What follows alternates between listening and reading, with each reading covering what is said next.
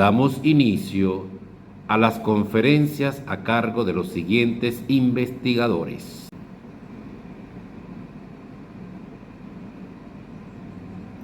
Doctor César Jorge Miguel Lodeiro Seijo, el licenciado en Biología Molecular, magíster en Ciencias Marinas y PhD en Ecología Aplicada, profesor titular emérito del Instituto Oceanográfico de Venezuela de la Universidad de Oriente, profesor titular principal segundo de la Escuela de Acuicultura y Pesquerías de la Universidad Técnica de Manabí, Ecuador.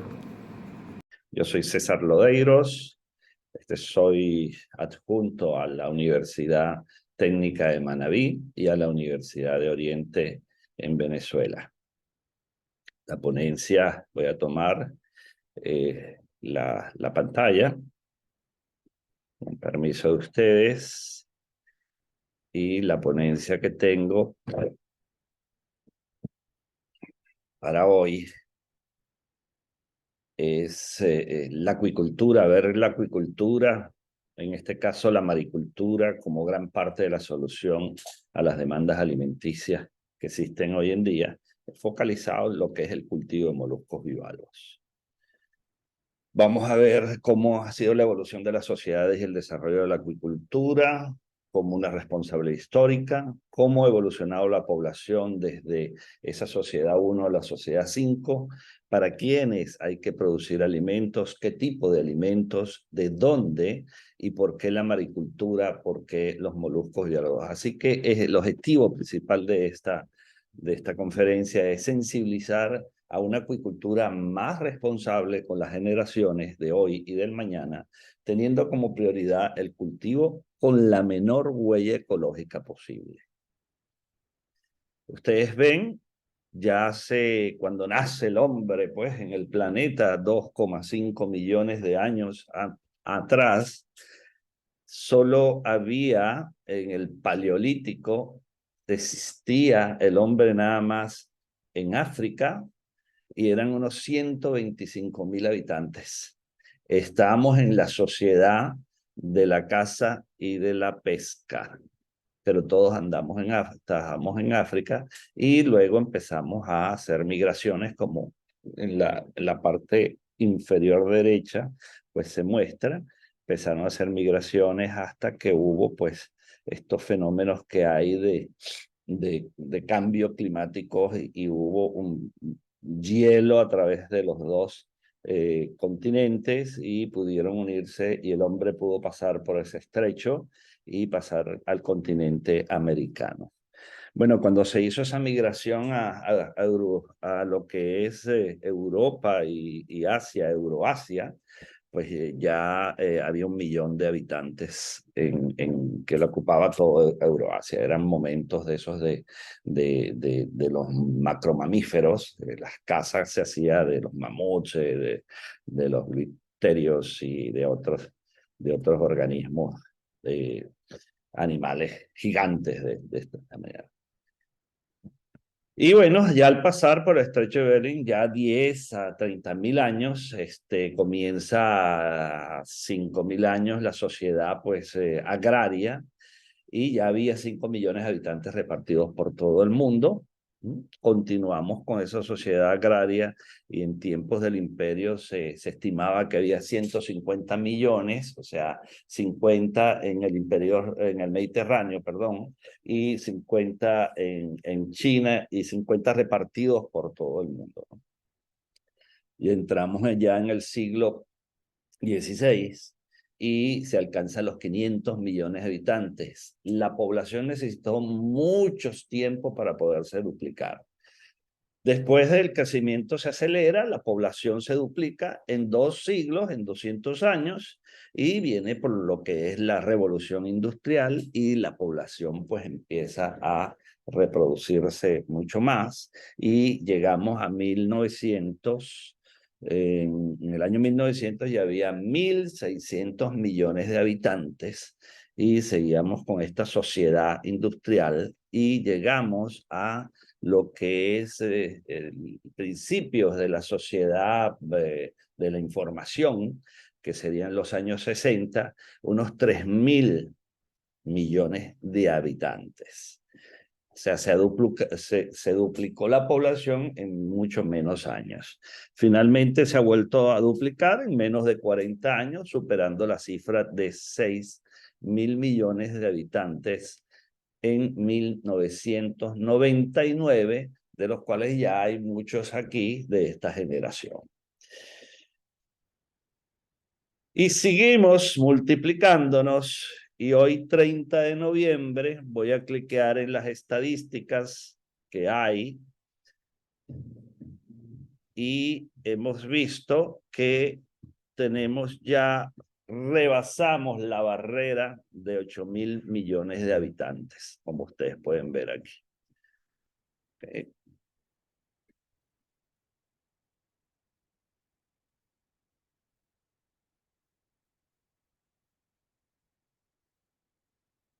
Más de 8.000 millones de personas en el planeta. ¿A dónde vamos? Hoy, cuando no se ha logrado disminuir el crecimiento poblacional y se espera a 600 millones más en el 2030, que es mañana, ¿ok? ¿Cómo vamos a darle alimentos a esas personas? Cada año incrementamos el equivalente de más de 3,1 veces la población de Venezuela. Unas 60 Barquisimetos nacen cada año. Aquí ustedes pueden ver la curva, ¿no?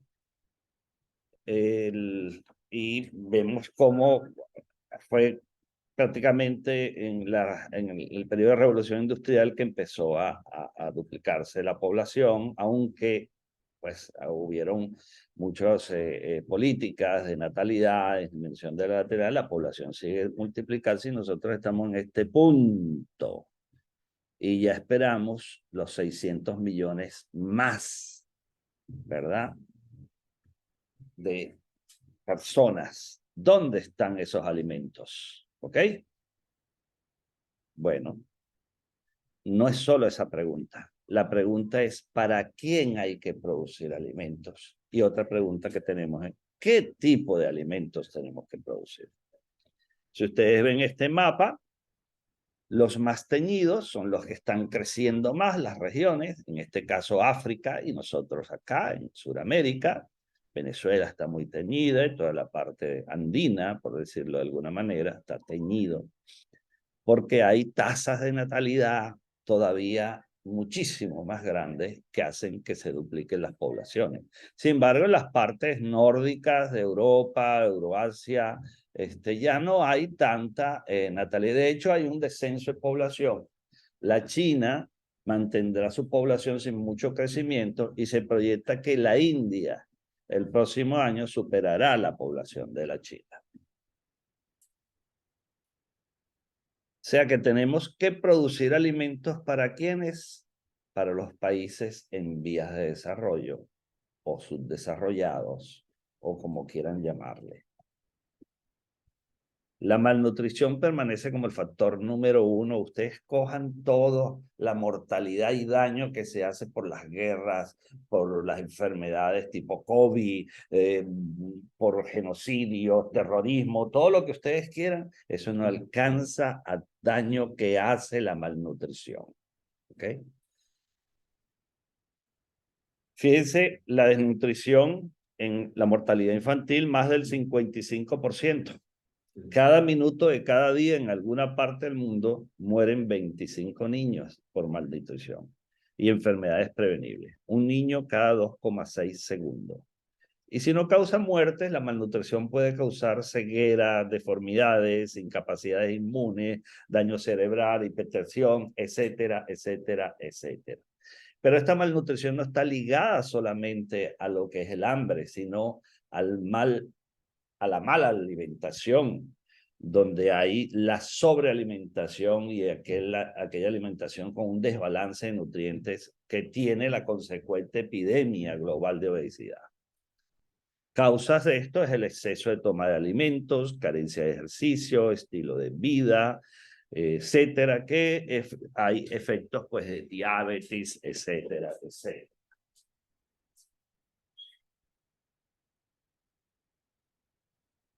Si seguimos así, esta es la verdadera evolución del hombre. Ahora, ¿qué tipo de alimentos tenemos que tener? Pues alimentos sanos y nutritivos, alimentos que es la producción de esos alimentos, eso es lo que conlleva la verdadera seguridad alimentaria, y no producir alimentos por producir.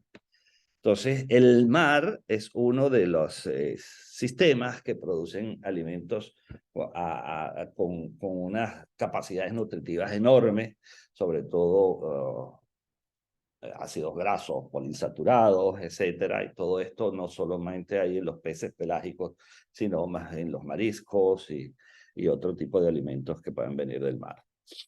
Y el océano pues nos da el 70% de la superficie terrestre para nosotros poder hacer todo este tipo de cultivos y sustraer los alimentos. Sin embargo, ¿cómo estamos en el mar? Pues el mar ocupa, el agua salada ocupa nada más, perdón, el 97% del total del agua de nuestro planeta. Solamente el 2,5% es agua dulce, pero más de la mitad de la tierra cultivable y más del 90% del agua dulce ya se utiliza en la producción de alimentos. La ganadería es el principal causante de deforestación y la pérdida de biodiversidad en el mundo. La mayoría de aumentos en las producciones de alimentos terrestres provienen de la sustitución de los bosques tropicales. La acuicultura terrestre también tiene algunos problemas similares a los que tiene la producción de carne en tierra, especialmente con el agua dulce. Y aunque se han gestionado acuicultura de recirculación y tal, siempre hay aguas residuales con contaminantes y pues con una elevada eutrofización.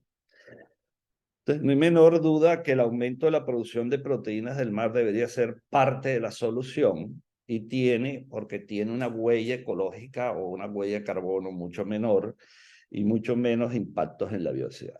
Maximizar la producción del mar sostenible facilitará mucho el logro de los objetivos climáticos y de biodiversidad para el 2050 que se ha planteado la FAO y que debemos seguir todos. Todo esto no lo dice César Lodeiro, sino son estudios realizados por varios investigadores. Yo los invito a leerse este paper sobre el futuro del alimento del mar. Y esta es la clásica visión que tenemos cuando estamos estudiando los recursos marinos y los recursos acuáticos, donde en 1910 había muchos peces y un solo barco, y en el 2010, un siglo más, habían pues muchos barcos y un solo pez. Pero esto es el 2010 y estamos ya prácticamente en el 2023. ¿Qué es lo que ha pasado? Bueno, se ha seguido aumentando la flota y el esfuerzo pesquero y nuevas artes de pesca, y las capturas permanecen estancadas del año 1995 todavía. La tasa de crecimiento es muy baja, es 1,1%, eso no va consono con el crecimiento poblacional, y además enfrenta pues una variedad de restricciones, y las demandas de productos pesqueros continúan incrementándose. Así que necesitamos meterles más peces a esa gráfica, o más moluscos, más organismos, y recuperar nuestros bancos. Una de las formas de recuperar nuestros bancos es a través de las actividades de acuicultura, de la cual yo creo muchísimo, en la cual últimamente estoy trabajando.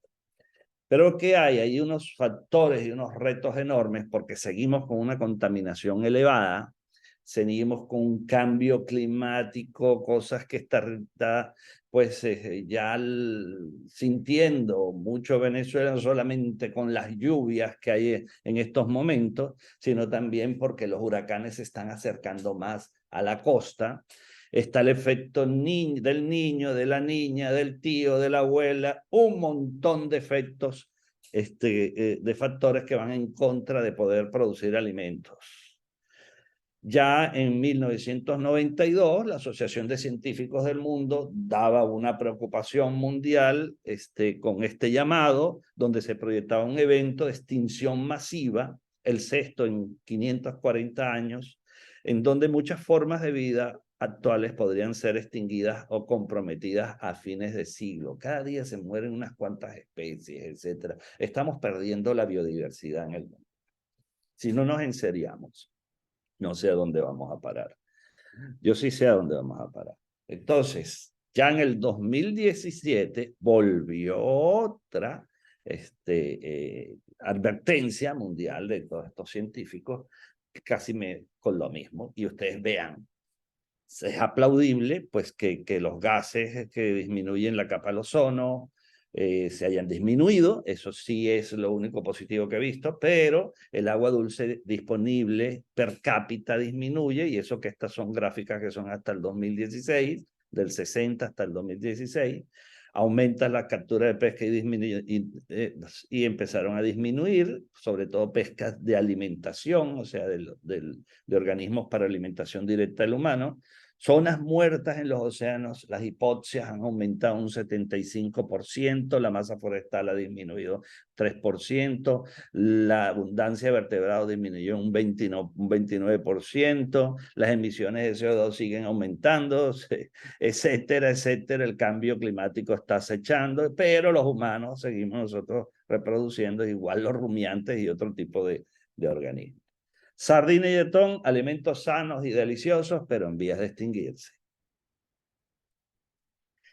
¿Es un problema de dimensión solo global? ¿Qué va? Aquí en Venezuela no. Bueno, preguntémosle a los pescadores si no tienen que ir más lejos para poder hacer sus pescas de artesanales, que es la más importante hoy en día en Venezuela.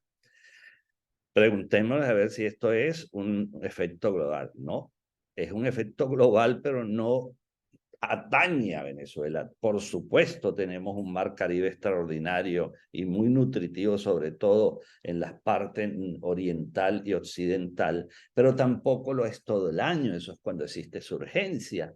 Después se transforma en lo que es un Caribe normal, que son aguas oligotróficas.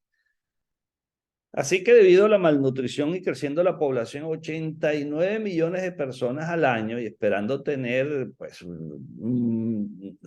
600 millones en el 2030, y los problemas asociados al cambio climático, la contaminación, pues no hay duda que nuestros mares deben convertirse más eficientes y productivos en términos de producción global de alimentos con la menor huella ecológica posible.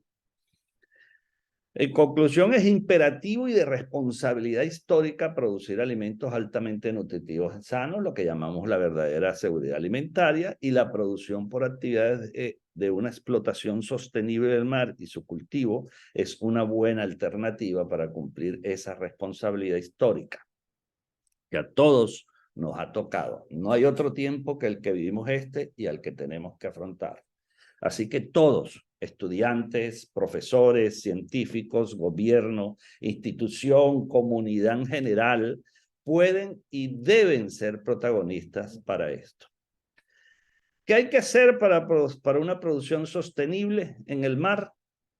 Bueno, hay que hacer una pesca y una acuicultura responsable, por lo tanto tenemos que tener una administración responsable y también tenemos que tener una sociedad responsable. Si no somos responsables de nuestros actos, pues no podremos hacer nada. Dado dicho esto, pues hay que optimizar la ordenación y administración pesquera. Esto ha ocurrido en países desarrollados, pero en países en vías de desarrollo, al parecer no hay la capacidad. Ojo, sí hay la capacidad para administrar y hacer cumplir las regulaciones. Lo que no hay es la capacidad responsable para hacer cumplir las regulaciones. Desarrollar la maricultura, ¿no? Por eso es gran parte de la solución, dando prioridad a una maricultura sin piensos, o sea, sin balanceados, como algas, el cultivo de algas y moluscos bivalvos, o bien peces herbívoros, omnívoros o cultivo multitrófico. No es que vamos a dejar de no cultivar camarones y otros peces, pero sí los alimentos, los piensos, deben de ser con la menor proporción posible de derivados de la pesca para tener menos. Esto ya está ocurriendo, se está gestionando mucho sobre ello y se están haciendo ya balanceados que pues no tienen tanta cantidad pues de aceites de pescado. La innovación técnica para el menor uso de la harina de pescado es imperativo para la sostenibilidad. También la renderización, la utilización de desperdicios qué sé yo, del ganado, de huesos, etcétera, utilizándolos como piensos, pues también es como agregantes para piensos. Y también los cambios, cambiar el hábito alimentario. ¿Por qué no comer macroalgas? ¿Por qué si los chilenos comen macroalgas nosotros no podemos comerlas? Las algas pues tienen una cantidad de nutrientes extraordinario y nosotros tenemos que cambiar pues nuestro hábito más a consumir organismos de la cadena trófica básica, o sea, serían productores primarios o consumidores primarios que otras que carnívoros, que tal. Aquí tenemos la cadena, nosotros tenemos que concentrarnos más en lo que son los productores primarios y los consumidores primarios. También los que son pues, los omnívoros también serían interesante pues concentrarse en ellos.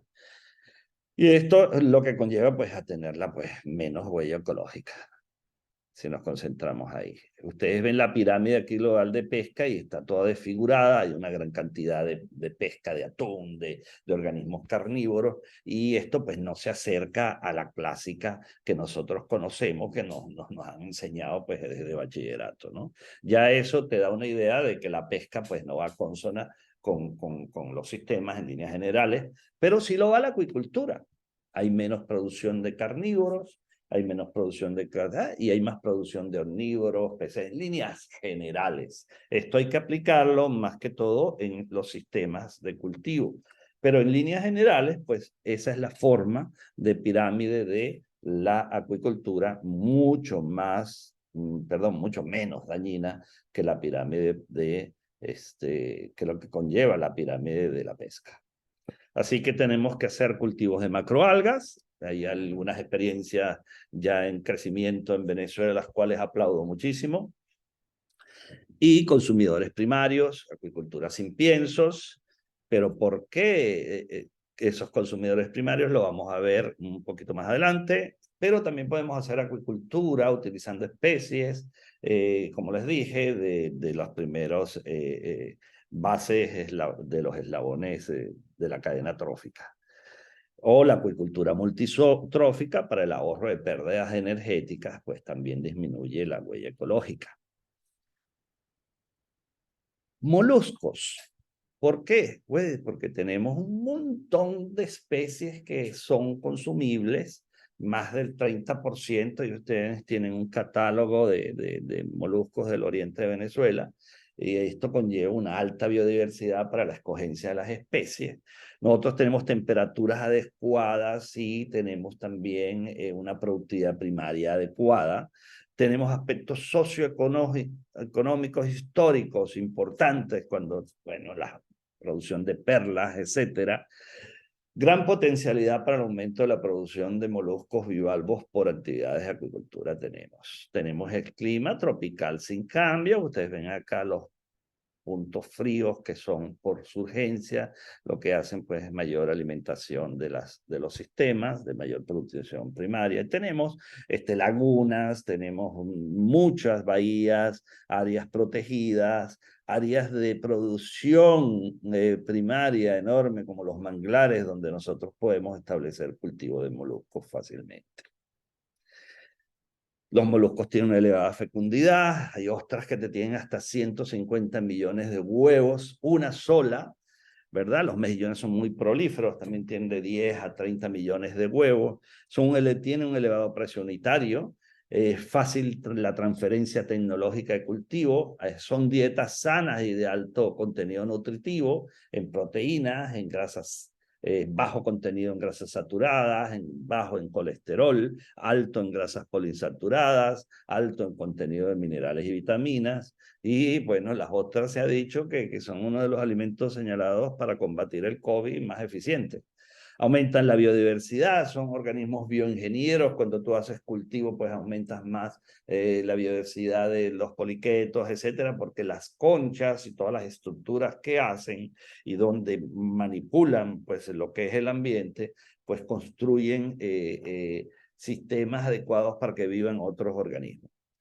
Y aumenta la pesca también. Los cultivos aumentan la pesca porque son como protectores de otros organismos y se hacen que haya mayor producción de peces y de otros organismos y conforman pues un online o una balsa o una batea conforman un arrecife artificial. Y nosotros pues hemos estudiado y tenemos paquetes tecnológicos como para varias especies, entre ellas mejillones, las ostras que hemos también cultivado, tenemos paquetes extraordinarios que están utilizando en otros países de cultivo de vieiras, ostras perlas, por Dios, tenemos hasta un manual de la FAO de producción de ostras perlas, una especie extraordinaria que tiene dualidad de producción, no solo para las perlas, sino para el consumo directo, sino pregúnteselo a un margariteño, una tripe perla, que ustedes tienen el manual de producción de semillas de pintada imbricata y que no lo utilizamos.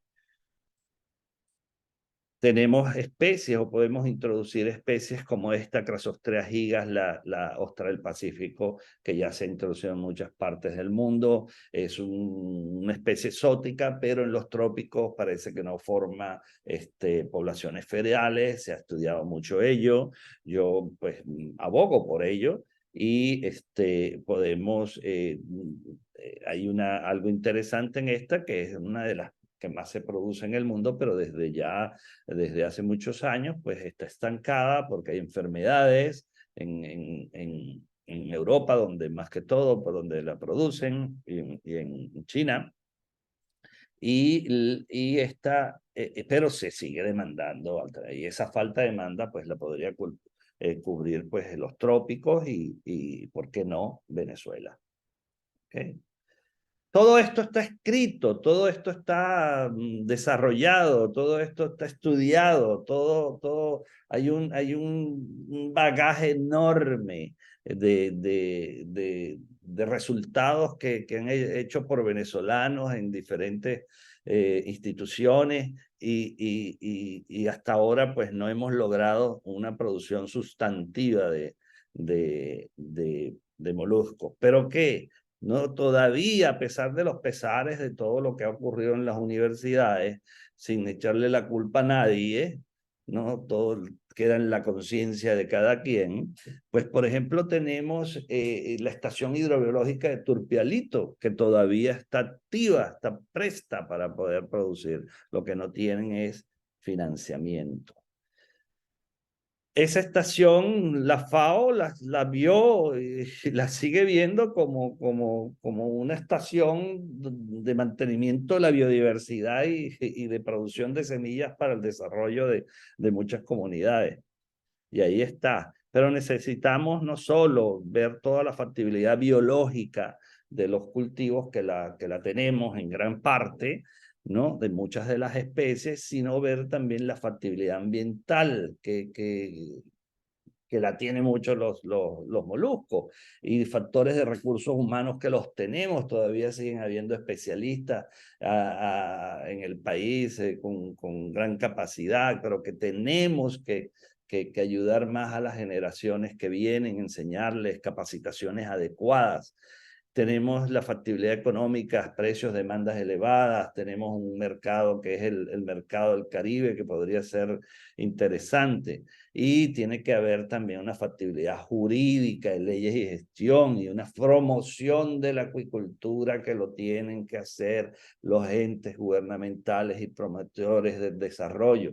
Las universidades son académicas, las universidades están para generar conocimiento como lo hace, y ese conocimiento asesorar a todas estas entes que promueven el desarrollo tecnológico para hacerlo bien y tener lo que es la palabra sostenibilidad.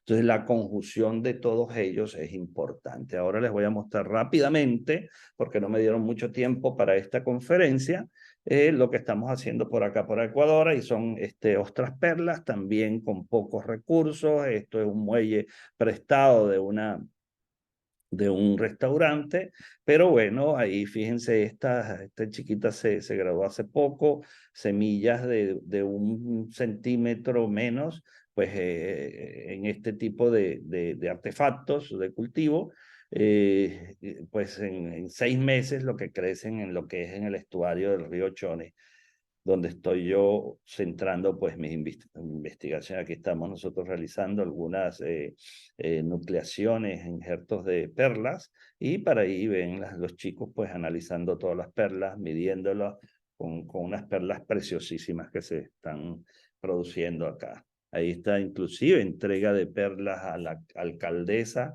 por un proyecto que nos dio un apoyo, y por ese proyecto pues llegamos a tener ahora pues una batea más o menos para hacer nuestros estudios. Ahí ya actualmente es lo que estamos haciendo. Tenemos como 16 investigaciones en curso para que se gradúen como unas 20 estudiantes.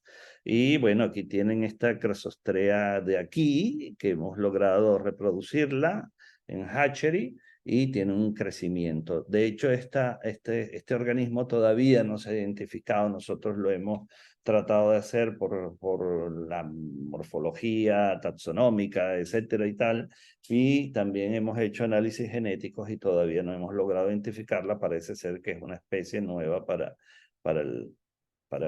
la ciencia. Lo que queremos hacer algo para que esté ya un icono de ostras manabí y perlas, perdón, de Caraqués, de la pequeña ciudad donde estoy actualmente habitando. Conclusiones: promover la producción sostenible de alimentos desde el mar posee beneficios sobre otro tipo de producción de alimentos proteicos, dejan menos huella ecológica, ya que las compensaciones alimentarias en tierra suelen ser más costosas ecológicamente que las compensaciones en el océano. Es imperativo entonces producir alimento del mar con pesca responsable y promover la maricultura, prioritariamente organismos en eslabones primarios en la cadena. La maricultura es parte de la solución. Latinoamérica y particularmente los trópicos poseen un gran potencial para el cultivo. Venezuela es fundamental. Una acción necesaria es que los institutos de investigación y desarrollo como el CINOR, que está en México, el SENAI, el SPOL, el Instituto Oceanográfico de Venezuela, las universidades que promocionan la investigación y el desarrollo, así como los gobiernos nacionales y regionales de países en vías de desarrollo y empresas privadas, deben unir esfuerzos para desarrollar la maricultura en función del desarrollo socioeconómico y coadyuvar a cubrir las demandas de alimento en el avenir para el bienestar humano. Y yo les robo una frase de Fundacite Sucre que me gusta mucho: nadie más inteligente que todos juntos. No quiero dejar de agradecer pues las personas con quien he trabajado para tener pues algo de sabiduría en cultivo de moluscos, el grupo de biología de moluscos en Venezuela y el grupo de biología de moluscos acá en Ecuador. Muchas gracias, y los dejo con una puesta de sol de aquí de Bahía de Caracas, provincia de Manabí, Ecuador. Si tienen algunas inquietudes y preguntas, las recogeremos para con mucho gusto poderlas tratarlas de responder. Gracias.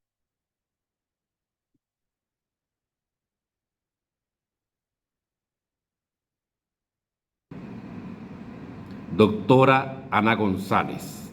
Ella es ingeniera agrónoma, magíster en manejo de los recursos agua y suelo, doctora en ciencias, mención ecología de suelos, docente de la Facultad de Ciencias Agrarias de la Universidad de Pamplona, Colombia.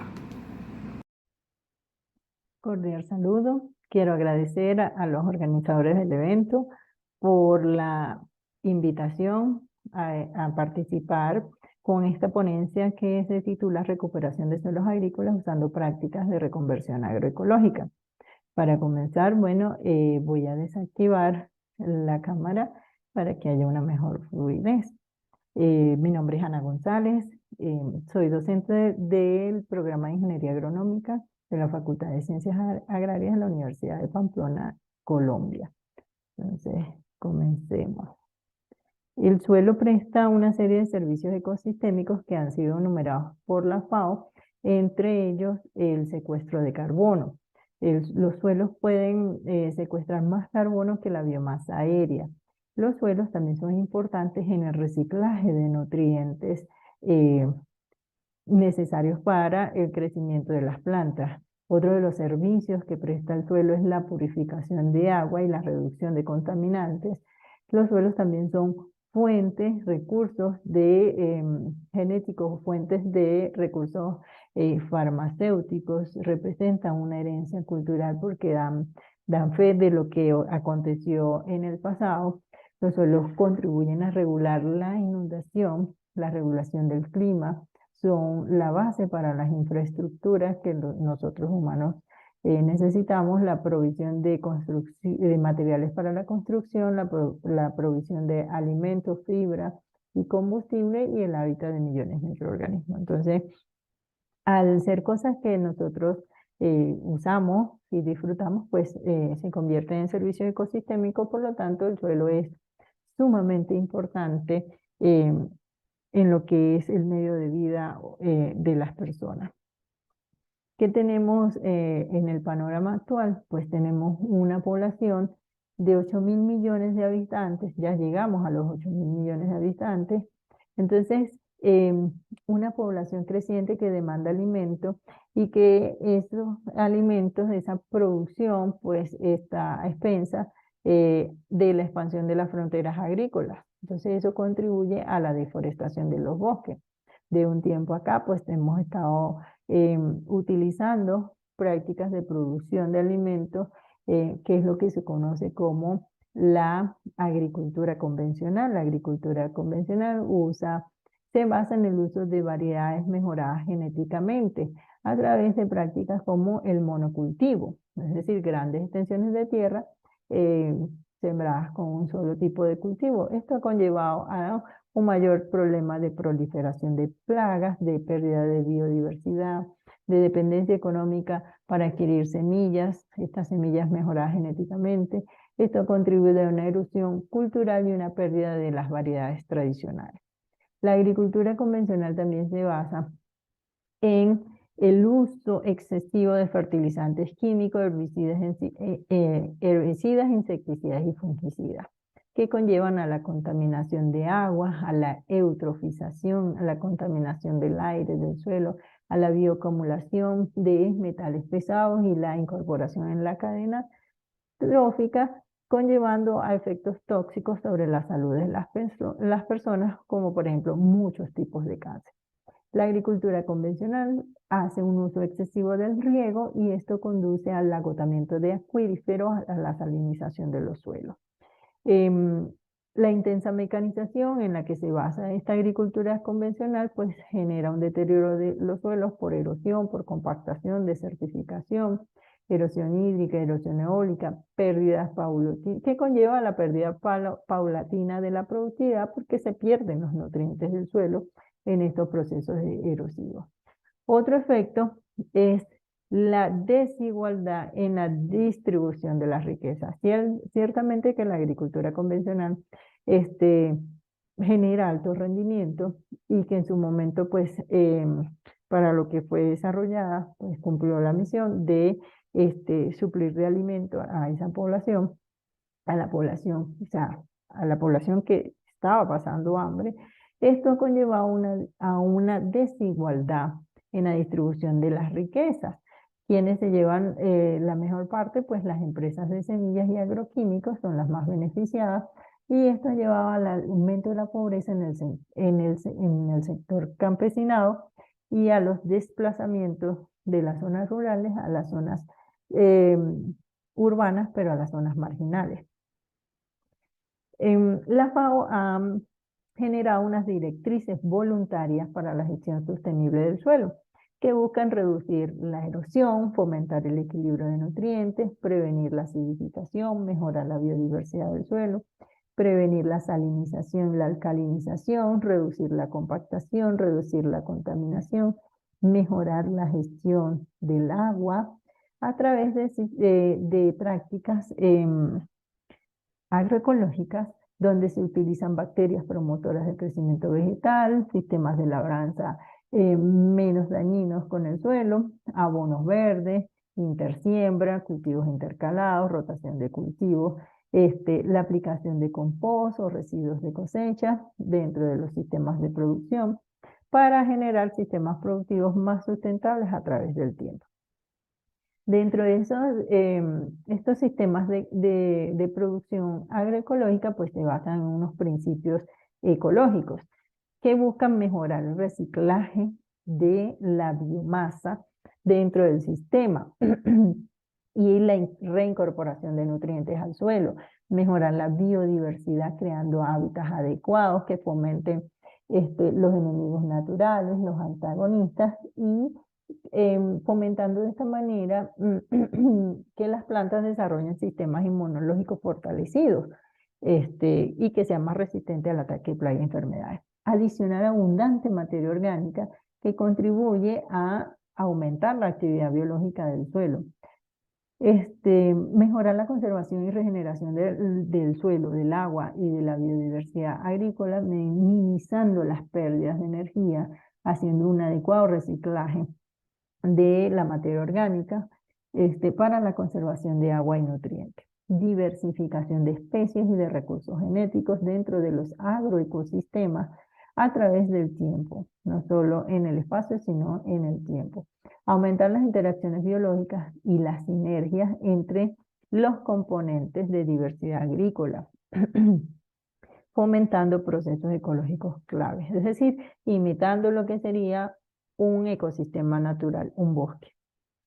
Dentro de la reconversión agroecológica para la recuperación de suelo, pues es un proceso que lleva unos niveles. Entonces, en un primer nivel está aumentar la eficiencia en el uso de insumos dentro del sistema agrícola, reduciendo el uso de químicos que son costosos, que son escasos y que son dañinos, tanto para el ambiente como para la salud de las personas. En un segundo nivel vamos a ir sustituyendo los insumos y las prácticas convencionales con otras alternativas agroecológicas que ahorita les voy a mostrar algunas de ellas. En un nivel 3 tenemos el rediseño de agroecosistemas para que funcionen con base a un nuevo grupo de procesos ecológicos. Entonces, dentro de las prácticas de reconversión agroecológica, les puedo mencionar los policultivos, los cultivos de cobertura, los sistemas de labranza y los sistemas de mulch. Ahorita vamos a hablar de los policultivos y los cultivos de cobertura. Dentro de estos policultivos está la rotación de cultivo. La rotación de cultivo no es más que dentro de una misma área tener diferentes tipos de cultivo y rotarlos en el espacio y en el tiempo, como se muestra acá en la imagen. Tenemos leguminosas, en el siguiente ciclo pues las trasladamos donde estaban las raíces donde estaban los cultivos de frutas, las de frutas donde estaban las hojas y así sucesivamente. Esto permite no solo hacer un aporte de nutrientes, fijación de nitrógeno por las leguminosas, sino aporte de biomasa, de materia orgánica y permite romper el ciclo de las plagas. Si continuamente sembramos un mismo cultivo en un mismo terreno, pues las plagas no van a tener cómo romper el ciclo. Esto permite romper el ciclo de las plagas, controlar plagas y además mejorar las características de los suelos, o sea, la materia orgánica de los suelos y la actividad biológica. Como lo tenemos acá, pues si incorporamos leguminosa, pues adicionamos nitrógeno. Cuando hay cobertura constante, se suprimen las malezas, las enfermedades, los nematodos, la erosión, aumenta la infiltración, o sea, la infiltración de agua en el suelo, se disminuyen las pérdidas de nutrientes, se fomenta la aparición de insectos benéficos, se reduce la compactación, se adiciona materia orgánica que enriquece el suelo y también se puede producir alimento para el ganado. Ejemplos de cultivos de cobertura, por ejemplo, incorporar Vicia faba o habas dentro de los viñedos. Estas especies, una vez que ellas entran en floración, se cortan. En ese momento de la floración es cuando ellas tienen el mayor nivel de nitrógeno en el follaje. Entonces se cortan, se deja como mulch sobre el suelo o se incorpora.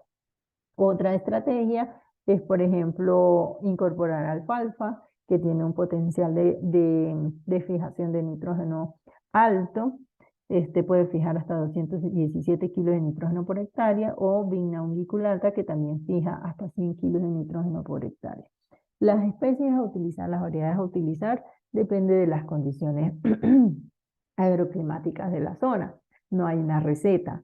Es utilizar lo que tenemos a la mano, utilizar los recursos que tenemos a la mano dentro del sistema. Los cultivos de coberturas también pueden servir como práctica de biofumigación, incorporar crucíferas en rotaciones. Las crucíferas liberan una sustancia que se llama glucosinalato, que es un biofungicida que elimina nematodos que hay en el suelo. Otra práctica es la incorporación de vicia, brasicas o centeno, una mezcla de coberturas. Estas coberturas, estas plantas liberan sustancias alelopáticas, crean una capa tóxica conocida, liberan ácido butírico en esos primeros 2 centímetros de suelo. Yo puedo usar un implemento, que es el que vemos acá.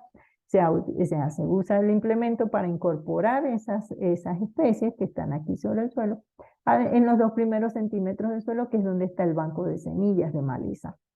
Y las semillas del cultivo principal, pues las sembramos a 4 centímetros para evitar el efecto tóxico alelopático de estas coberturas, que me van a ayudar a eliminar las malezas. El aumento de la diversidad genética dentro de los sistemas de producción, por ejemplo, se han documentado experiencias de variedades de arroz con diferentes alturas. Estas diferencias de altura lo que hace es crear barreras físicas y microclimas que evitan la proliferación de plagas.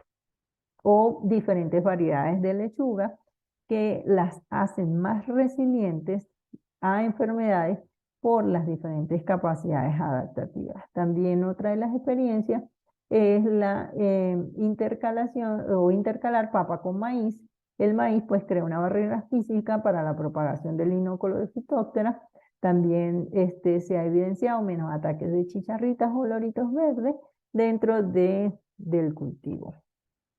Hay una experiencia en la Reserva Natural El Atico en Valle del Cauca que está documentada de cómo a través el manejo agroecológico durante 20 años pues ha incidido positivamente en lo que son las poblaciones de hongos benéficos en el suelo, en un sistema sin quema con un sistema con quema. Lo vemos en la gráfica, las barras verdes es un sistema de caña manejado agroecológicamente, donde las poblaciones, unidades formadoras de colonias de hongos benéficos es sumamente más alta que en un sistema con quema. Lo mismo ocurre con la materia orgánica.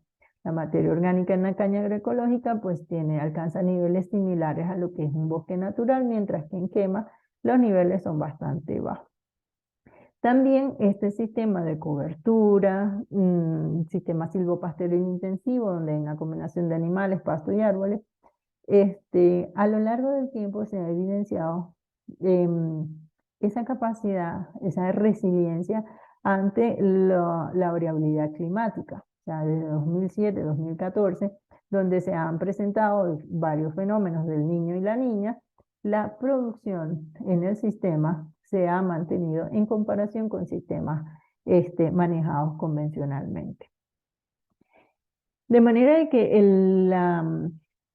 la reconversión agroecológica de un sistema convencional a un sistema agroecológico, pues requiere de un diseño o un rediseño del predio bajo los principios agroecológicos. Ese rediseño inicialmente implica una mayor inversión. O sea, implica un costo en infraestructura ecológica, por ejemplo, la creación de corredores ecológicos, la siembra de especies arbóreas, las barreras vivas, los cultivos de cobertura. Entonces, eso inicialmente implica una inversión, pero cuyos costos van a ir de mantenimiento, van a ir disminuyendo a lo largo del tiempo. ¿Por qué? Porque se van a fomentar procesos agroecológicos que van a permitir que el sistema sea más resiliente, que el sistema sea sostenible. Entonces, se disminuyen los costos de producción. Eso es a grandes rasgos lo que sería la reconversión. ¿En cuánto tiempo? Pues no, la experiencia dice que, mire, de 3 años, 1 año, depende de el trabajo que se haga, pero no es un proceso de la noche a la mañana. Dentro de los efectos documentados sobre el suelo, pues incremento de la materia orgánica, conservación de la humedad, reducción de la erosión, promoción de la actividad biológica. Sobre plagas y enfermedades, pues control de plagas, reducción de enfermedades, reducción de malezas. Esos son los efectos documentados de las prácticas agroecológicas en comparación con las estrategias convencionales. Otra experiencia es el uso de plantas para la recuperación de suelos contaminados con metales pesados. Pues hay diferentes experiencias en diferentes países que han demostrado ser exitosas con especies como girasol, combinación con compost, con vermicompost, con tricoderma, que han sido exitosas en lo que es la descontaminación de suelos con metales pesados. Y por último, pues se busca es maximizar la conservación de los suelos, contrarrestando donde sea factible restaurar o rehabilitar el potencial productivo y los servicios ecológicos de los suelos degradados, reducir la degradación mediante la aplicación de prácticas de gestión sostenible de los suelos y prevenir la degradación de la tierra, confiriéndole resiliencia. ¿Cómo se logra? Pues promoviendo una actividad biológica en el suelo a través del aporte de materia orgánica. Cuando promovemos la actividad biológica, pues tenemos que bacterias y hongos en el suelo pueden degradar activamente los contaminantes, también pueden aumentar el almacenamiento de carbono, la descomposición de la materia orgánica, el reciclaje de nutrientes y bueno, la actividad de estos ingenieros del suelo, que como son las lombrices, pues se fomenta y se mejora la estructura, la agregación y la infiltración y la capacidad de retención de agua y nutrientes en el suelo. Por su atención, muchas gracias. Quedo para las preguntas. Doctora Carelia Hidalgo, quien es doctora en educación ambiental, ingeniera agrónoma y especialista en agroecología, colaboradora en la Red Venezolana de Universidades por el Ambiente, también en el Laboratorio de Investigación en Soberanía Alimentaria y en la Universidad Federal de Río Grande, en Brasil. Saludo a la audiencia y agradezco al comité organizador por haberme invitado a compartir con ustedes algunas ideas de las cuales realmente es necesario debatir, de las cuales particularmente yo tengo mucho interés, que tienen que ver con los indicadores locales para la seguridad y soberanía alimentaria en el camino a la sostenibilidad. Del año 21, situación que por supuesto fue agravada por la condición pandémica y sin duda donde nosotros observamos a África con las peores condiciones extremas y alarmantes de hambre y de inseguridad alimentaria, y algunas partes de Asia también, como se muestra en este mapa. Pero nuestra región, que es la que me trae y me convoca hoy con ustedes, también está sufriendo aún condiciones de serio a moderado y baja condición de inseguridad alimentaria. una condición que necesita explicación, una condición que necesita acción en función de buscar nuevas alternativas para superar algo que por décadas se viene planteando. Entonces ahí nos encontramos con esta gráfica que desde cuando se establece una serie de argumentaciones sobre el problema de inseguridad alimentaria y se convoca a la región para tomar medidas frente a esta situación, se genera una serie de políticas públicas, se comienza a trabajar en el tema de seguridad y soberanía alimentaria. Varios países generaron leyes en materia de seguridad o soberanía alimentaria o de ambas.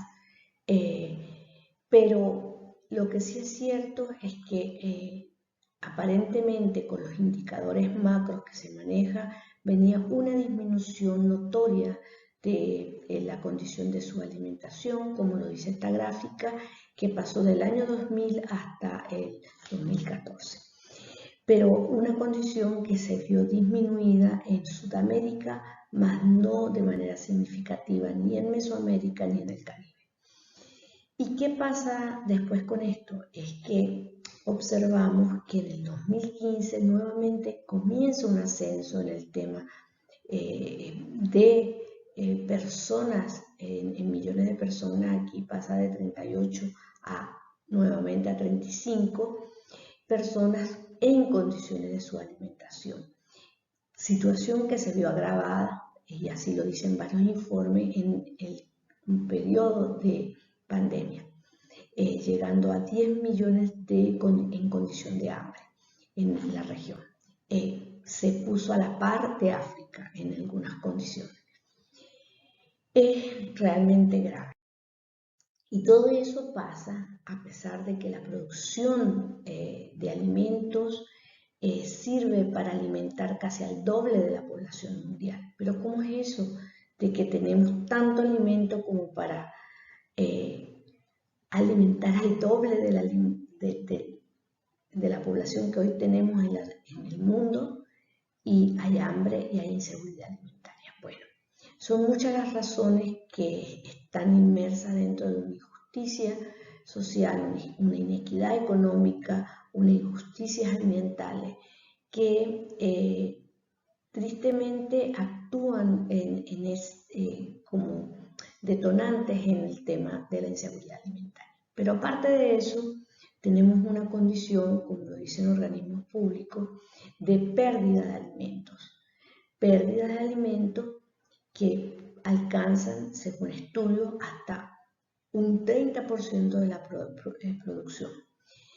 Es mucho, es demasiado lo que se pierde desde las cosechas, que están evaluadas, hasta nuestro consumo.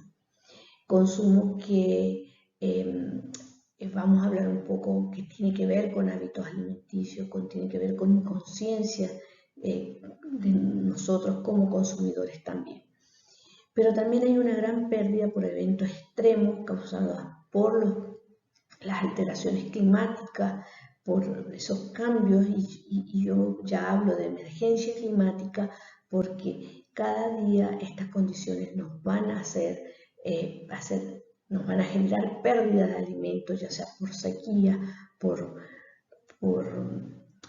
condiciones de inundaciones o fríos en este caso. Es una foto de México en el 2019, en Veracruz se perdieron 40.000 hectáreas de cultivos entre la fría y la seca.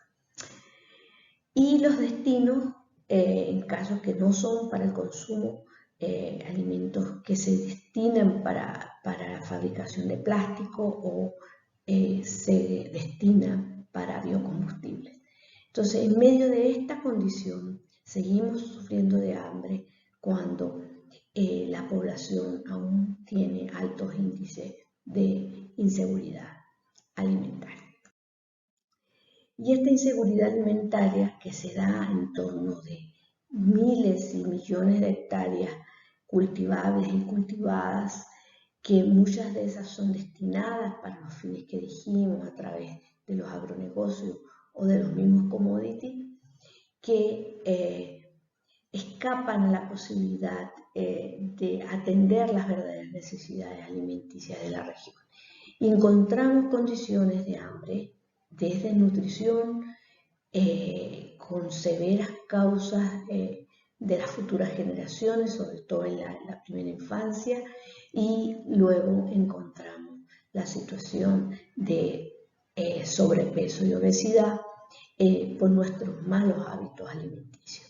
Y ahí encontramos que el consumo de ultraprocesados ha aumentado de manera alarmante, siendo la principal causa de esa alimentación que no viene a ser nutritiva, sino todo lo contrario, que afecta a la salud, causando todos los problemas crónicos que conocemos, por el sobrepeso, problemas diabéticos, cardíacos y todas esas enfermedades crónicas que hoy cada día aumentan.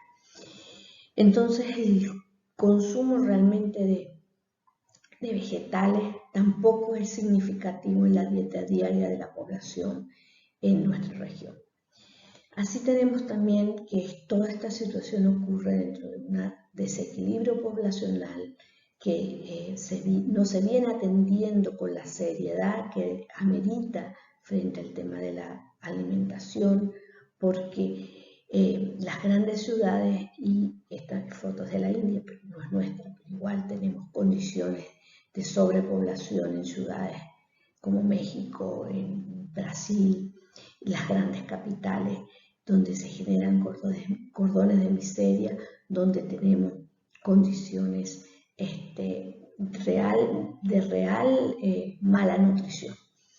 Y esas poblaciones están llegando al 80% en la región y cada vez en aumento contra las zonas urbanas que cada día son menos atractivas para ser habitadas, producto de que los gobiernos no han cumplido con las normas de hacer habitable, atractivo las zonas rurales a través de buenas escuelas, buenos servicios de salud, buenas carreteras, que realmente, además de una valoración del cultivo del campesino, que amerite o que realmente promueva vivir en zonas rurales.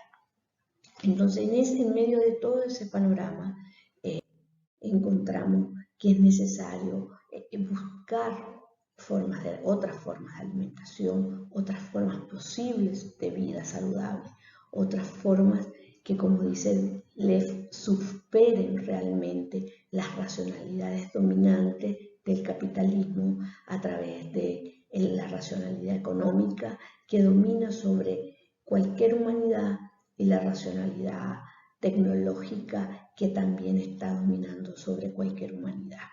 Pero no solo eso, sino que también podemos, o mi discusión y los indicadores están pensados en función de lo que dice Boaventura de Sousa en relación al dominio de las monoculturas en nuestra sociedad, que nos quieren homogeneizar, que nos quieren hacer pensar como iguales, y nos llevan en una dinámica social de dominio de ciertos aspectos culturales, y se olvidan los otros que están inmersos dentro de las sociedades, pero son ausentes. Y ahí él habla de esas ecologías ausentes que deben ser rescatadas hacia buscar nuevas alternativas y posibles formas de vida.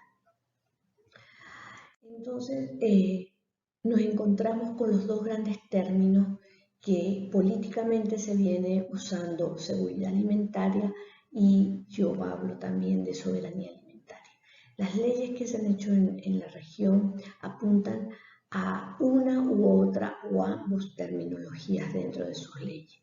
Pero realmente, cuando observamos las políticas públicas, principalmente están enfocadas en lo que han querido plantearse como seguridad alimentaria, en hablar del acceso como prioridad al alimento, sin pensar mucho en cómo es ese alimento, de dónde viene ese alimento, qué tan nutritivo es ese alimento. Y aquí si realmente se transforma este derecho humano, que realmente es un fenómeno sociocultural, se transforma en un fenómeno político-económico, por falta de recursos para acceder a los alimentos de calidad, y a un tema político que se ha transformado en la mayoría de los países latinoamericanos en muestras de entregas de alimentos a las familias, que en ninguno de los casos realmente suple las necesidades alimenticias de esa familia, y por lo general, así como se muestra esta caja, son alimentos ultraprocesados que se están entregando en nombre de la seguridad alimentaria. Es lamentable que esta es la principal forma, como se dice, que se está realmente atacando el problema de inseguridad alimentaria. Contrariamente, la soberanía nos plantea estar inmerso dentro del fenómeno sociocultural, desde los hábitos, desde el rescate de la biodiversidad tan rica que tiene nuestro planeta, nuestra región, para generar autonomía, independencia en el proceso alimentario de las comunidades, de la sociedad. Así entonces, entendiendo que hay diferencias operativas entre lo que es la seguridad y la soberanía, que por supuesto requieren no solo de unas políticas exclusivas de decir que hay necesidad de acceder al alimento, sino la necesidad de producir el alimento, porque muchas de estas cajas también están basadas en importaciones, que no es ni independencia ni autonomía local y nacional, por supuesto.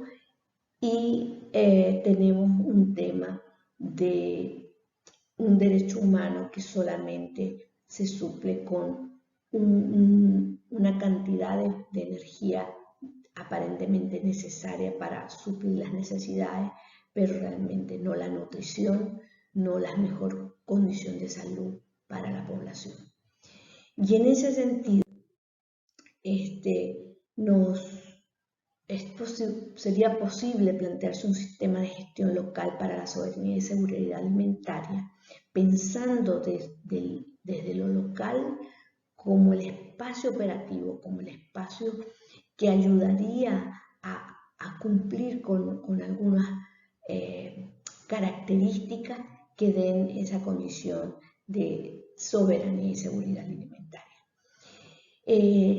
Como dice Guimaraes y Feixas, después de un estudio de indicadores internacionales, que esos indicadores deben presuponer proactividad, una visión a largo plazo, una participación social, un seguimiento de los resultados, indicadores que realmente nos hagan orientar y definir acciones concretas para suplir lo que realmente queremos en materia de seguridad y soberanía alimentaria, y un destino para alcanzar y que permitan correcciones directas de la dirección que se lleva, para también asumir lo más importante que yo considero que son los cambios en el comportamiento de la sociedad, además de que esos indicadores nos sirvan para ir viendo en el tiempo los avances en materia de seguridad y soberanía alimentaria, entendiendo que ambos deben convivir mientras tengamos una condición de injusticia social e inequidad económica tan grande en la región. Tomando en consideración las dimensiones que nos plantea Salazar y Núñez, se pueden pensar en 4 grandes dimensiones para la definición de estos indicadores. Una tiene que ver con la disponibilidad de alimentos, otra tiene que ver con el acceso a esos alimentos, otra tiene que ver con la utilización de los alimentos y otra con la estabilidad que se genere para mantener un acceso continuo, permanente en calidad y en cantidad adecuada a la población. Y en ese sentido, me planteé varios posibles indicadores que nos pueden ir para formar estos indicadores, ideas muy generales aquí expuestas, algunas parecieran bien concretas en este nivel de presentación que debemos discutir, trabajar, y yo invito a que eso surja como una posibilidad concreta futura después de este evento. Uno, en relación a la disponibilidad, es una oferta de alimentos a nivel local, que tiene que ver, por supuesto, con independencia productiva, autonomías locales, una sustentación en la agroecología, porque nos da esas herramientas necesarias para avanzar en modelos realmente autónomos, alimentos no convencionales y de temporada que deben ser incorporados en las dietas y ser ofertados, por supuesto, a la sociedad. Producción agrícola doméstica y autoabastecimiento. En esa idea, ver esa disponibilidad dentro de cada localidad a lo más micro posible, donde no hay pérdida de alimentos, donde hay un acceso directo a un alimento de calidad, fresco. Y el acceso, por supuesto, ese acceso tiene que ver con los ingresos de la población, donde los salarios deberían ser adecuados a las condiciones de una dieta saludable, suficiente, constante, de calidad durante el periodo entre que se reciba el salario. Y ahí, en ese ingreso de la población, entonces tiene que estar ajustado adecuadamente a los gastos familiares, porque no existen sueldos mínimos en América Latina que permitan una real alimentación de calidad. ¿Y por qué no lo permiten? Porque simplemente las personas no solo comen, pagan servicios, pagan movilidad, muchas veces pagan educación, y al final lo que queda para alimentación reduce la posibilidad de una alimentación de calidad. La disponibilidad entonces se limita, la disponibilidad de recursos en los hogares, y hay que promover eso. Tenemos autoconsumo, por supuesto, como una posibilidad cuando realmente va acompañada de agricultura urbana. Tenemos programas de alimentación directa que deben perdurar en el tiempo mientras exista la injusticia y las inequidades sociales y económicas. Y en este sentido, mantener comedores populares, y mantener la alimentación en las escuelas, así también mantener las cajas como suplementos alimenticios dentro de las familias. Y así también encontramos que hay una cantidad, que debe haber una cantidad apropiada de alimentos, pero también alimentos que sean saludables. Así, ese acceso entonces va acompañado del tema de utilización de la cultura, de los hábitos alimenticios que necesitan cambiar, y para eso necesitamos programas de educación alimenticia y nutricional y inocuidad de los alimentos, que son la forma como los tratamos, lo cual también amerita acceso al agua potable, consumo de alimentos frescos y no convencionales para aumentar desde el punto de vista de la biodiversidad nuestras dietas, y el uso de alimentos de temporada. Y la estabilidad, que como dice Sousa, no existe en las condiciones de incertidumbre, inseguridad, que hoy se vive en el planeta en general, que es difícil pensar en una verdadera estabilidad. Pero retomando lo que dice Lev, en función de crear condiciones de estabilidad, pensando en las ecologías profundas que nos muestra los verdaderos ecosistemas, donde hay ciertos grados de estabilidad cuando el ser humano lo permite así, encontramos el acceso constante a cantidades adecuadas de alimentos, reduciendo la vulnerabilidad, modelos de producción de alta resiliencia, que lo da la agroecología, con disminución de las cadenas de comercialización, el uso eficiente del agua, especies adaptadas a las condiciones climáticas y edáficas, evitar y disminuir los riesgos ambientales en los cuales estamos siendo amenazados, y por supuesto también promover economías circulares y solidarias. Muchas ideas para discutir, muchas ideas para pensar otras formas de enfrentar una verdadera seguridad y soberanía alimentaria. Magíster Tángel Riva, él es administrador y contador público, magíster en administración, doctorando en ciencias organizacionales, profesor investigador de la Universidad de los Andes, Venezuela.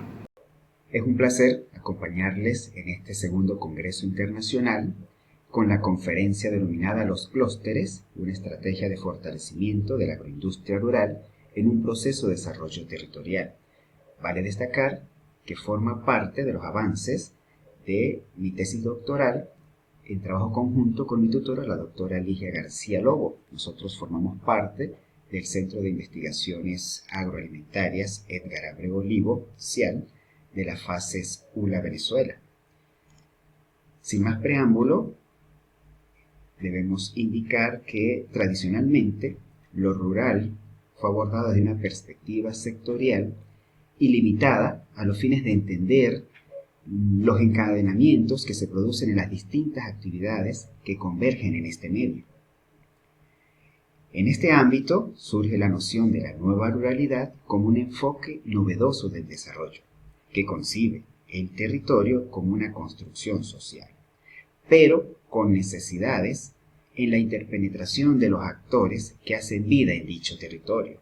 Es por ello que nuestras categorías de análisis están vinculadas con la nueva ruralidad y el desarrollo territorial rural, la agroindustria y los clústeres como ese proceso de vinculación que se requiere para que al converger todas estas categorías se logre el aprovechamiento de las potencialidades agrícolas y crear dinamismo económico. Todo ello apuntando al desarrollo social, es decir, buscando el bienestar de la comunidad y el desarrollo económico del territorio. Por tanto, el objetivo de la investigación se centró en argumentar los clústeres como un mecanismo estratégico para el fortalecimiento de la agroindustria rural en un proceso de desarrollo territorial. Todo parte de un problema, y es que hemos encontrado que existe un desarrollo irracional de la agricultura junto a la ausencia de formación especializada, la poca planificación estratégica y la necesidad de vinculación entre los actores territoriales. De este modo, que ese uso irracional e incompleto de los recursos naturales, climáticos y socioeconómicos para la ubicación y el desarrollo de empresas en un complejo agroindustrial en la localidad. Asimismo, existe una insuficiente atención a la formación de la especialización racional y a la división del trabajo y lazos económicos entre los territorios. Por otro lado, existe ausencia al nivel local de una planificación estratégica territorial para la ubicación y desarrollo de empresas agroindustriales, entre otros problemas como por ejemplo esa necesidad de vinculación entre los actores territoriales. Todo ello produce que exista un éxodo campesino en el que todas estas personas que están en el ámbito rural buscan de alguna manera mejorar su calidad de vida asistiendo o habitando las grandes urbes, provocando con este éxodo que exista disminución de los ingresos de la población rural y dependencia del territorio en la importación de productos alimenticios. Asimismo, a nivel macro, es importante indicar que en América Latina impera la extracción de recursos naturales para la producción de mercancía a través del control y expropiación de poblaciones campesinas. Asimismo, la agroindustria predominante es agroextractivista, es decir, que se ejecuta la extracción de los recursos naturales en un país y son trasladados a otra nación para industrializarlo. Ejemplo de ello, nosotros reconocemos la calidad de nuestro cacao y en ocasiones es trasladado, por ejemplo, al continente europeo para someterlo a un proceso de transformación y ese producto final es con calidad de cacao venezolano. Pero, como estamos bajo una agroindustria agroextractivista, eso es lo que está ocurriendo con mucha de la materia prima que se produce en nuestro país. Asimismo, el extractivismo agrario se ha convertido en un depredador del territorio latinoamericano, acentuándose en un modelo de desarrollo agrícola dominante. De este modo, hemos concentrado los aspectos epistemológicos que están relacionados con esta investigación. De allí parte que se ha trabajado la siguiente sinopsis de estos fundamentos teóricos, en donde es importante determinar lo que significa el territorio, la conceptualización de la nueva ruralidad, el desarrollo territorial, la agroindustria rural y los clústeres. El territorio se conceptualiza como esa construcción social. Ya deja de ser, como habitualmente fue concebido, solo un espacio geográfico. Ahora no. Ahora es una construcción social donde allí se aborda un conjunto de relaciones sociales que dan origen y a la vez expresan una identidad y un sentido propio, compartido por múltiples agentes, tanto públicos como privados. Asimismo, lo rural es definido como una condición básica de construcción de sociedad, a partir de la dependencia existente entre los condicionantes de localización de la base económica y la formación de asentamientos humanos dependientes de ella. A partir de la nueva ruralidad, esta se define como una construcción social del territorio, donde aspectos de orden histórico, sociocultural, identidad y costumbres se interrelacionan para producir una visión nueva de lo rural, que incluye la dimensión territorial como elemento central del proceso. Ahora bien, este desarrollo territorial rural se entiende como un proceso que está argumentado en la transformación productiva e institucional de los territorios rurales, que tiene como fin reducir la pobreza y fomentar el desarrollo social. Para ello se emplea un conjunto de dimensiones bien conocidas como lo social, lo económico, lo cultural, lo institucional y ambiental, que forman parte de lo que se denomina programa de desarrollo, pero con visión territorial en el marco de la nueva ruralidad. Lo que corresponde a la agroindustria, esta se conoce como ese subconjunto del sector manufacturero que procesa materias primas y productos intermedios agrícolas, bien sea también forestales y pesqueros, donde la importancia que tiene el sector agroindustrial para el desarrollo de la matriz productiva del territorio es que dinamiza su participación tanto en el mercado local, nacional como internacional. Y los clústeres, que es el enfoque estratégico que se está planteando en la investigación, se conceptualiza como agrupamientos generalmente conformados por diversos actores, como los gobiernos e instituciones capaces de ofrecer formación, entrenamiento, conocimientos, información, investigaciones o soporte técnico. Y todo ello influencia la creación de los clústeres. Desde el punto de vista metodológico, el proceso general que ha seguido la investigación justamente partió con el planteamiento del problema, abordando las categorías de análisis relacionadas con nueva ruralidad desarrollo territorial, agroindustria rural y los clústeres. A partir de allí se definieron las intencionalidades, tanto las general como las específicas. Y dentro de los fundamentos epistemológicos nos hemos apoyado en investigaciones de otros estudiosos en la materia que formaron parte de nuestros antecedentes. Y por supuesto también se ha logrado teorizar o exponer el marco teórico relacionado con cada una de las categorías de análisis expuestas en el planteamiento del problema. Dentro del marco metodológico, desde la perspectiva ontológica, se ha estado trabajando con la realidad del fenómeno y la construcción social. En este caso, en lo empírico, estamos trabajando con la parroquia Gonzalo Picón Febres. Es una parroquia que forma parte del municipio Libertador del estado Mérida. Allí estamos trabajando con productores de vinos artesanales, en el cual estamos conociendo un poco la experiencia que están llevando a cabo como parte de ese proceso agroindustrial para procurar lograr cambios en esa matriz productiva a través de la vinculación con otros actores. En lo epistemológico se está trabajando el paradigma interpretativo bajo el enfoque cualitativo con el método fenomenológico hermenéutico. Dentro de lo metodológico, las técnicas de recolección de datos están influenciadas a través del análisis de contenido y diálogos de saberes, cuyos instrumentos se corresponden con el análisis del discurso y la guía de diálogo. Y nuestros informantes clave, como bien les he expuesto, está relacionado con productores de vinos artesanales. Todo este proceso continúa con la recolección, procesamiento, análisis y discusión de resultados, el desarrollo de una propuesta en el cual pueda, a través de los clústeres, mejorar todo ese proceso de vinculación de los actores, mejorar o realizar cambios en la matriz productiva, todo ello buscando el desarrollo territorial rural con enfoque a la nueva ruralidad.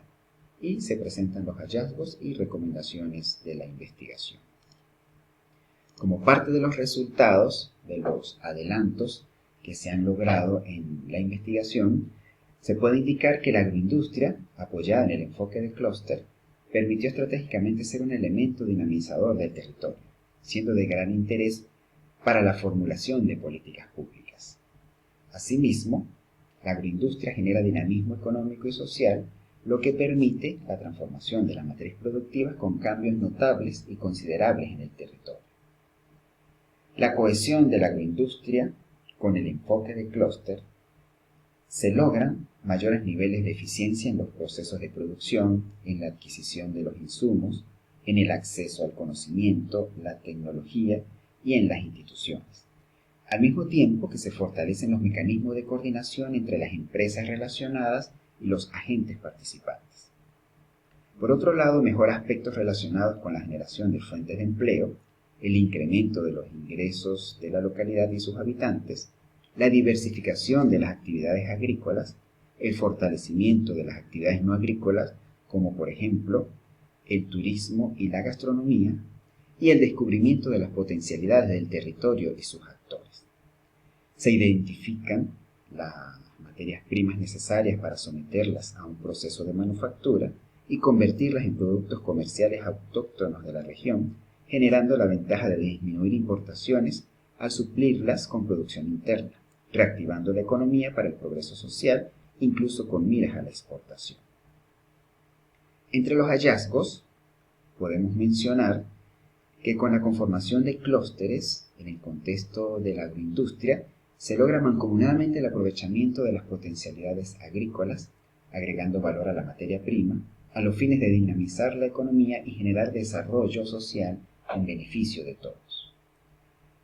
Asimismo, los clústeres representan un factor clave como componente estratégico en la agroindustria, promoviendo el desarrollo territorial rural para lograr el bienestar social de las comunidades agrícolas a partir de esa nueva ruralidad. Finalmente, la conformación de los clústeres, la incorporación de nuevos sistemas de producción, la creación de nuevos productos y servicios atractivos para los consumidores, el fortalecimiento de la agroindustria rural, entre otros, representan los argumentos para mejorar la competitividad de los territorios rurales, asimismo el desarrollo social de la localidad. De este modo, se ha logrado plantear y mostrar los avances de la investigación, en el que a través de la imagen se puede observar esa red que debe existir entre cada uno de los actores que hacen vida en los territorios, con la finalidad de justamente llevar un trabajo mancomunado que permita el beneficio de todos, tanto desde el punto de vista empresarial, comercial, como el social, que es uno de los objetivos predominantes de la agroindustria, a través del desarrollo social y el desarrollo económico del territorio. No me queda más que agradecer a las autoridades de la UNIYES y en especial a la doctora Carmelina Lance, su equipo de trabajo, y quedo a la orden para las interrogantes. Muchas gracias.